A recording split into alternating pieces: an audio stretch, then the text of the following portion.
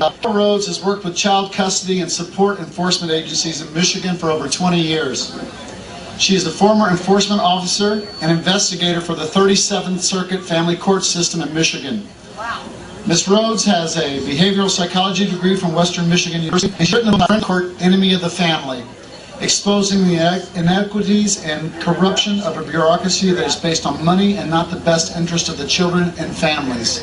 It's a pleasure, ladies and gentlemen, to introduce to you Ms. Carol Rhodes. Yeah! Thank you.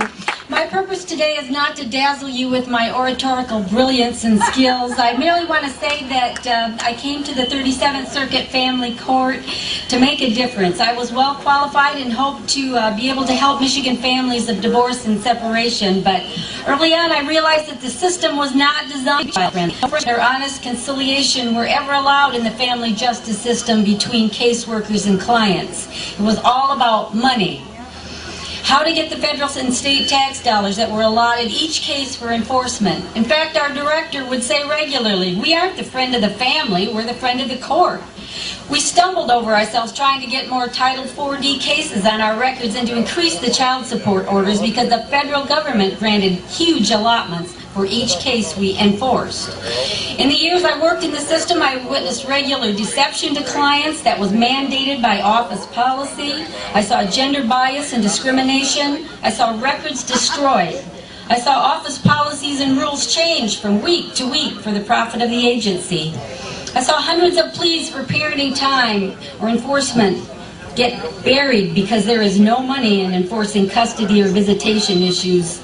Increasing the child support money that came into our offices was the goal for each of us.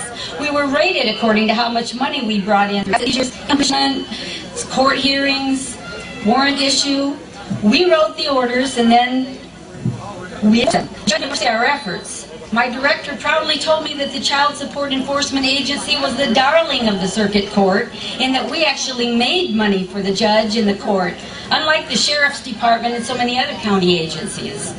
Our county or state was not an exception to the rule. We were one of the most successful counties and we shared training with other counties and states so they could learn how to maximize their efforts toward increased collection. We were not only told to withhold information, forms, policies, laws, and statutes from our clients with questions, but we were forbidden to help them obtain legal relief from unfair situations beyond their control.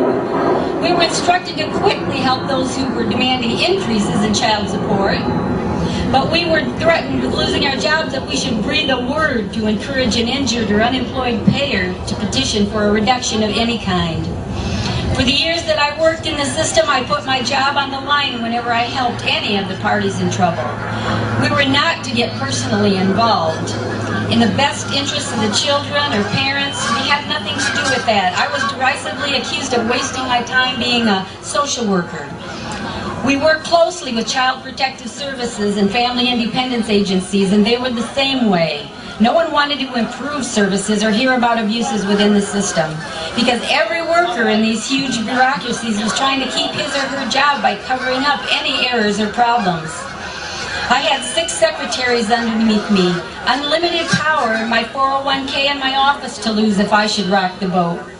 But rock the boat I did when I wrote the book Friend of the Court, Enemy of the Family. Families that were bleeding from the pain of divorce and separation were insulted, tricked, lied to, and deceived by persons without adequate training to be making those kind of judgment calls. Most of the custody determinations were made by unwed, childless individuals who were totally unqualified to hold the lives of so many in their hands. Determinations were made on the basis of the most child support that could be ordered for each case. Fathers or non-custodial parents were stereotyped as payers only. The court and most caseworkers felt that fathers were unnecessary and possibly dangerous for the children to have contact with. The system is an adversarial system. It encourages parental alienation and court battle. It's an elaborate game of winner versus loser.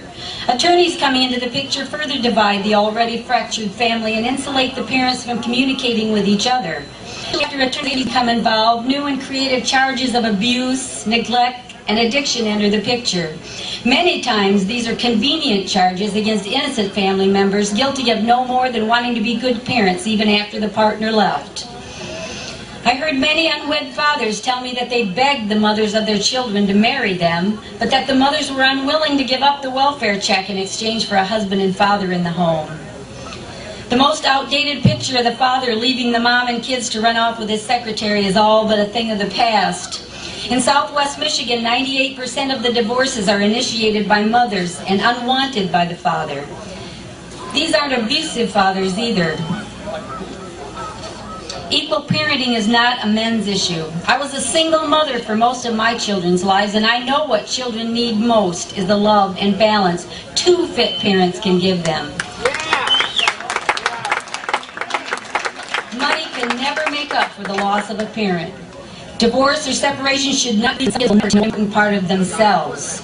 Equal parenting does not do away with child support. Support can only be mentioned for children with two loving parents instead of just one. I am humble as I stand in the shadows of one of our greatest founding fathers. Here in this place, another great father, Martin Luther King, announced to the world that he had a dream. Well, Mahatma Gandhi told us that we must be the change that we want to see in the world. Are you willing to be that kind of change? Thomas Jefferson said that we only have the rights we're willing to fight for. Our Constitution gives all the right to life, liberty, and the pursuit of happiness. But for some children, the right to have two loving and involved parents in their lives has been usurped by the courts. Courts rule according to precedent, and the precedent has been biased against one parent in the past, branding him or her the non-custodial parent. Parenting by two fit and willing parents is what our courts and agencies must go back to believing in. Laws and fiscal policies must not facilitate conflict and adversarial relationships between parents. It's only a matter of time before the civil rights have been restored. Thank you.